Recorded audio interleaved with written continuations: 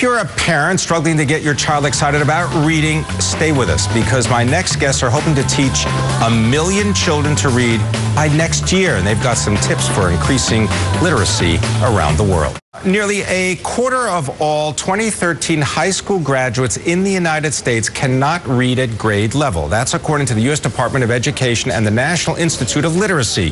So what's being done to improve reading skills among children? Let's find out more from our guest, Dominic Young, Senior Director of Scholastic's Family and Community Engagement Division, and Pam Allyn, Chief Executive and founder of LitWorld. Pam is also the author of numerous educational books, including Pam Allyn's Best Books for Boys, How to Engage Boys in Reading Ways That Will Change Their Lives. Good to have you both with us. Thank you very much for coming.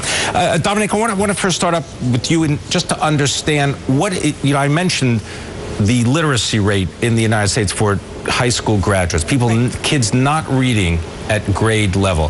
How serious of an issue is this? It's actually really serious. Two-thirds, over 80% of the achievement gap can be attributed to not reading during the summer, not having access to books, not having a strong foundation or reading role models at home. So it's a serious issue. It's causing high school dropouts. It's causing kids not to be college or career ready. Pam, what is the reason for this? Is it because the libraries don't have the funding? I mean, what is the basis for this problem?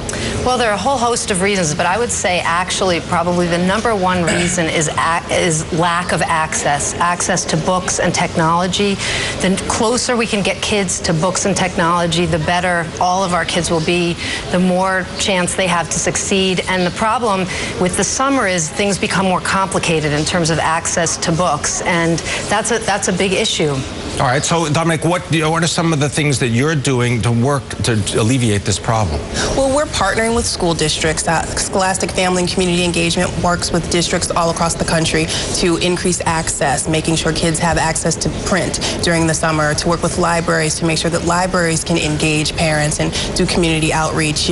We're really making sure that there is engaging, motivating information, even online. The Scholastic Summer Challenge is a way to motivate and engage kids to read during the summer. I'm glad you mentioned online, because Pam, this idea of, books, if you're a certain age like me, you think the books are only this physical element, but now children, young adults, for example, everyone is reading using electronic media.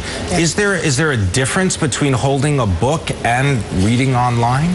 Well, I actually think I'm a big advocate for however we can get kids books. It doesn't matter. Not only doesn't it matter, but I actually think the digitization of reading is one of the best things that's ever happened to democracy, in the sense that it gets books closer to kids faster. One of the reasons that LitWorld works so closely with Scholastic is because we really very much value the fact that they're out in front in terms of thinking about apps like Storia, which provide kids with an unbelievable array of books right up close to them. And I also think just the portability of literature and the fact that you can have an abundance of books in your hand wherever you go, all kids deserve that. All right, we're going to continue the conversation. We've got more with Pam Allyn, more with Dominic Young, more on literacy in children next. My guests are Dominic Young, Senior Director, Scholastic's Family and Community Engagement Division, and also with us Pam Allyn, the Chief Executive and the founder of LitWorld. Dominic, 5 pillars. The pillars maybe of wisdom or the pillars of literacy. Tell me what Scholastic is doing. The pillars of literacy, there are some basic fundamentals. Early literacy, making sure kids show up to school ready, show up to kindergarten ready. Family involvement, making sure we help parents be partners with classroom teachers and with schools. Mentoring, making sure that kids have access to adults who care.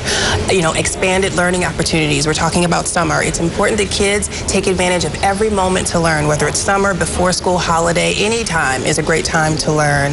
And access to books, making sure kids have access to print, to literature, to ebooks, to information that just opens their mind. And those are our, pillars of literacy. Pam, all right, so let's say there are parents listening and watching, and they're saying, all right, yeah, this sounds all great. This is like 30,000 feet kind of stuff.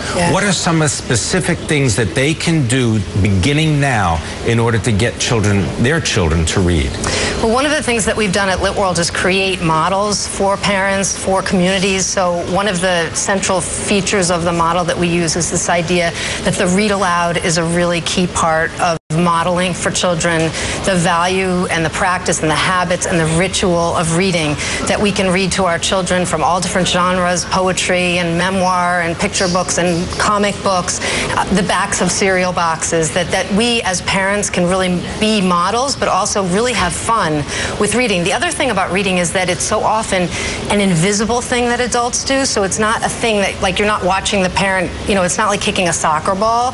So what I say to parents is really be in front of your kids as readers. If what you're really doing is reading on your mobile device, then make sure they know, hey, I'm reading this really cool novel. It's this fantasy book and I love it. Just to say that you're reading something you're engaged with, that you love reading about sports, or you love reading about your hobby or whatever that is. So that idea of being a reading role model is really important. And then finally, just creating safe spaces for your child to read and not to judge them in terms of what they read. I'm going to ask you for one book for this summer. What should children read? That's rough. I would say my favorite book of the year is a book called Wonder by R.J. Palacio. We got to leave it there. Thank you very much. Pam Allyn, Dominic Young, Scholastic. Thank you very much. This is Taking Stock.